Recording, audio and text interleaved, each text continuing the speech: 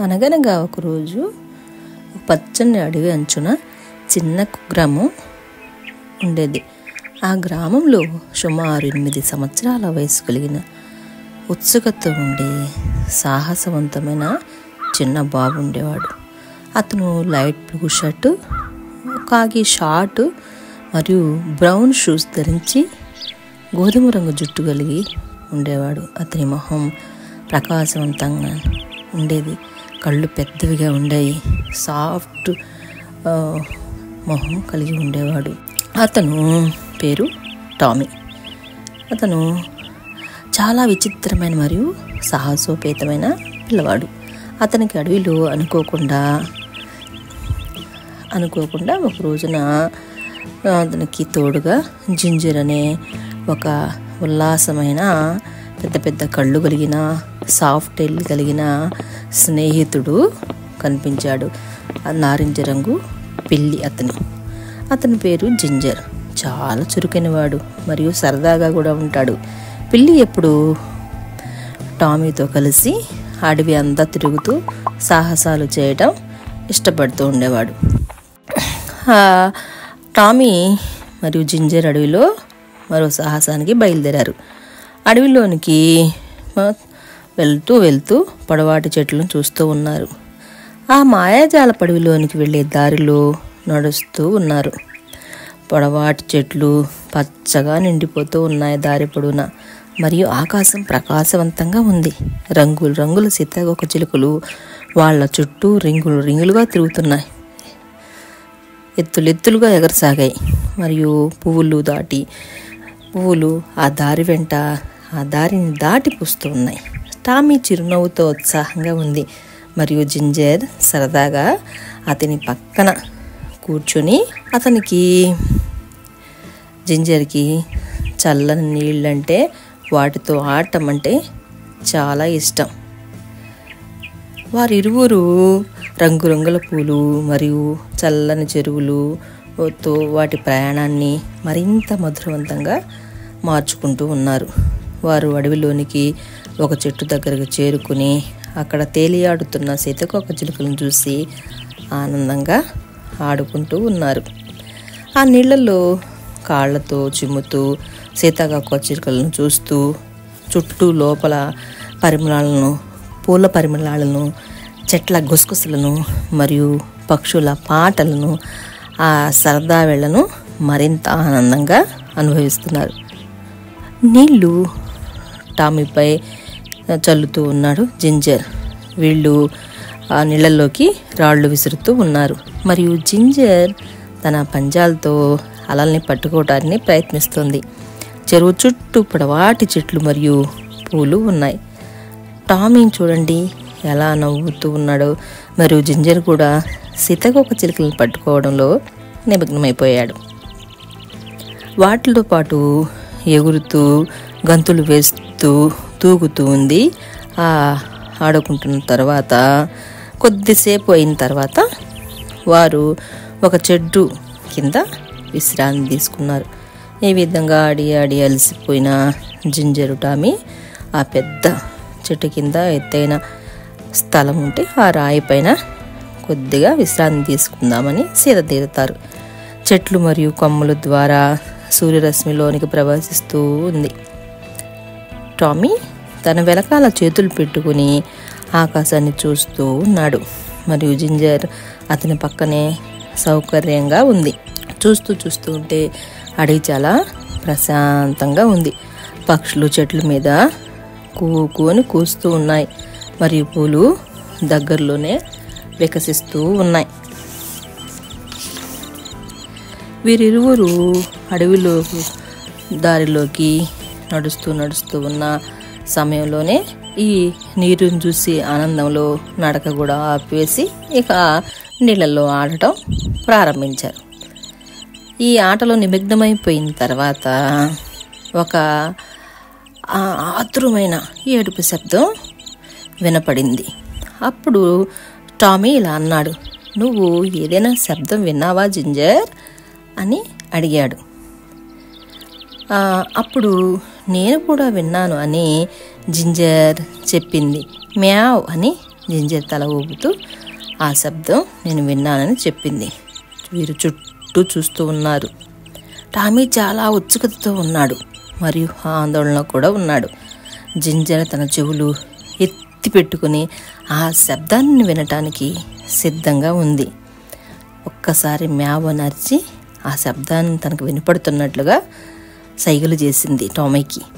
అడవి చుట్టూ దట్టమైన పచ్చదనం ఉంది మరియు అడవి వాతావరణం ప్రశాంతంగా రహస్యంగా మారింది. వారు ఆ శబ్దాన్ని అనుసరిస్తూ పొదల దగ్గరకు చేరారు. అక్కడ ఒక తెల్లని మృదువైన ముద్దుగా ఉన్న పెద్ద కళ్ళుతో అమాయకంగా చూస్తున్న ఒక కుందేలు పిల్ల కనిపించింది. అది ఒంటరిగా ఉంది. అందువల్ల చాలా భయపడుతూ కనిపించింది. ఏడుస్తూ ఉంది. దానికి పెద్ద పెద్ద కళ్ళు ఉన్నాయి. ఆ రెండు కళ్ళతో అటు ఇటు తిప్పుతూ కళ్ళల్లో ఆ కన్నీళ్లతోటి నింపుకొని ఉంది. కానీ చూడటానికి చాలా క్యూట్గా ముద్దుగా ఉంది. టామీ దయతో కుందేలును మృదువుగా మాట్లాడడానికి మోకాళ్ళ మీద కూర్చున్నాడు. మరియు జింజర్ కుందేలును స్వాంతనంగా కిందికి పైకి తడువుకుంటూ రుద్దుకుంటూ ఉన్నాడు. ఆ అడవి సున్నితంగా సూర్యకాంతితో నిండిన పచ్చని ప్రదేశంలో ఉన్నట్లుగా కనిపిస్తుంది. ఆ కుందేలు పేరు స్నో. స్నోను చూసి టామీ మరియు జింజర్ చలించిపోయారు. కుందేలును కూడా తన ఫ్యామిలీలోకి కలుపుకోవడానికి నిర్ణయించుకున్నారు. ఆ అడవిలోనికి తమతో పాటు తనను కూడా తీసుకువెళ్తున్నారు. టామీ అడిగాడు, ఎందుకు బాధగా ఉన్నావని స్నోని అడిగాడు. తన ఫ్యామిలీ నుండి విడిపోయాను, మా పేరెంట్స్ నాకు కనిపించలేదు, అందుకే బాధగా ఉంది అని చెప్తాడు. సరే అలాగైతే ఎక్కడున్న మీ పేరెంట్స్ ఉన్నారో వెతుకుదాము పదండి అని చెప్పేసి తను, జింజర్, స్నో ముగ్గురు అడవంతా గాలిస్తూ ఉంటారు. టామీ ముందుకు నడుస్తూ స్నోకు సహాయంగా చెయ్యి అందిస్తూ ఉన్నాడు. మరియు జింజర్ సరదాగా పక్క నడుస్తుంది. అడవి పక్షులతో జీవిస్తుంది. రంగురంగుల పూలు దారికి ఇరువైపులా వారికి స్వాగతం పలుకుతున్నట్లుగా వినబూశాయి. టామీ, జింజర్, స్నో ముగ్గురు కలిసి నది ఒడ్డుకు చేరుకున్నారు. అక్కడ తన కుటుంబాన్ని నది అవతల చూసి చాలా ఆనందపడ్డాడు స్నో. ఇక తన మనసులో కితకితలు మొదలయ్యాయి. టామీ చిరునవ్వుతో స్నోను తన కుటుంబంలోనికి వెళ్ళమని ఆహ్వానించాడు. నది ప్రశాంతంగా ప్రవహిస్తూ ఉంది. ఎప్పుడైతే స్నో తన కుటుంబ సభ్యులను చూసిందో చాలా సంతోషపడింది. మనసులోనే కృతజ్ఞతలు చెప్పుకుంది. ఇరువైపులా పచ్చని చెట్లు మరియు పూలు ఉన్నాయి మరియు స్నో యొక్క మనసు చాలా ఆనందంగా ఉంది. కుటుంబం పచ్చగా స్వచ్ఛమైన పచ్చిక తింటూ ఆనందంగా నది అవతల వైపున ఉంది. తను నదికి యువతల వైపున జింజరు టామీతో కలిసి చూస్తూ ఉన్నాడు. టామీ తన కుటుంబాన్ని చేరుకోమని ఇచ్చిన పిలుపుకి చాలా సంతోషపడ్డాడు స్నో.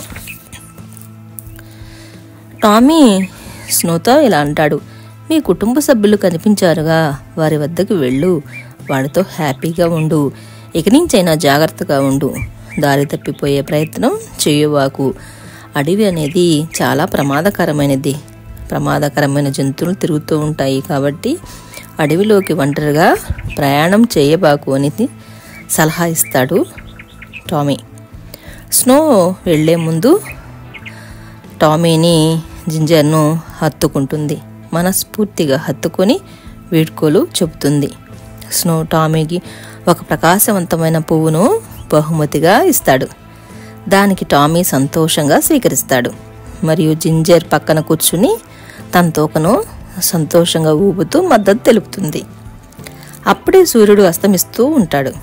గోధుమ రంగు కాంతి అడవంతా వ్యాపిస్తుంది మరియు పక్కనే ఉన్న నది ప్రశాంతంగా మౌనంగా ప్రవహిస్తూ ఉంటుంది.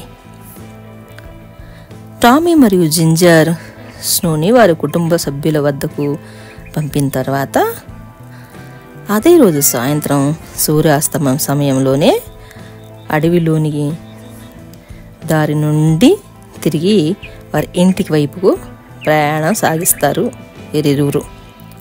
అప్పుడే అనుకోకుండా ఆకాశం నారింజ మరియు గులాబీ రంగుల్లోకి మెరిసిపోతూ ఉంటుంది. టామీ స్నో ఇచ్చిన పసుపు పువ్వును పట్టుకుని ఉన్నాడు. జింజర్ ఎప్పటిలాగానే సంతోషంగా నడుస్తుంది. స్నోని వారి కుటుంబ సభ్యుల వద్దకు చేర్చినందుకు వీరిరువురు చాలా సంతోషపడతారు. దారి పొడవుగా పొడవైన చెట్లు ఇస్తున్న నీడలో అడవి అంతా ప్రశాంతంగా మరియు చల్లగా నిశ్శబ్దంగా ఉంది. ఈ కథలోని నీతి: ఆపదలో ఉన్న వారిని చేసే సహాయం, అందులో ఉన్న ఆనందం మరి దేనిలోనూ దొరకదు. ఆ సహాయం దేవుని ఖాతాలోకి పడుతుంది. దయాగుణాన్ని అలవాటు చేసుకుంటే దేవునికి దగ్గరగా ఉన్నట్లే.